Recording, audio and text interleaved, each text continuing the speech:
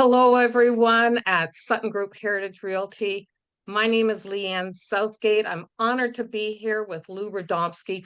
We are looking forward to seeing everyone on June the 5th for a fabulous personalized outreach session just for you.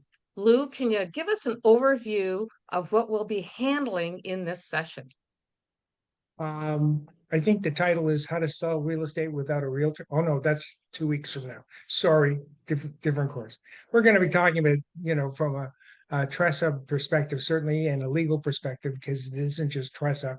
These rules have been around for a long time with respect to personal trades, conflict of interest, and disclosure when you have your own interests, certainly, the disclosure when you're selling your own real estate and disclosure when there's an indirect interest. And believe it or not, people think they know what they're doing, but the order of events, and I've seen this sort of over the years, I've seen where people don't necessarily follow all the rules. They it's not that they do it on purpose; they're just not aware of them.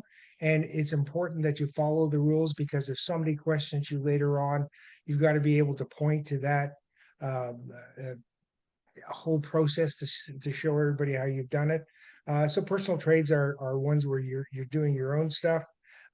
Conflicts of interest is where you'd be surprised if I were to say to you, for example, multiple representation has a potential conflict of interest, and people really need to be paying attention on how it's done. And TRESA has prescribed some very specific rules as to how it's supposed to be arranged.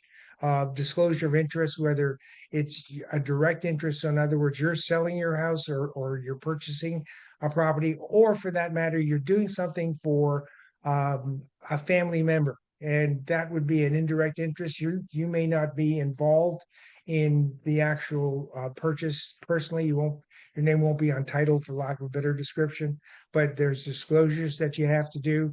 There may be instances, for example, where you're working with a close family member and your deal with the family member is, you know what, I'm not going to get paid. Um, you got to do all kinds of very specific disclosures, and it's important you get it right because otherwise somebody's going to hold you responsible going down the line. And if I remember correctly, speaking to Gina, we're talking about RICO jail. That would be terrific if that's all you got. There would be all kinds of really serious ramifications if you did do your job properly.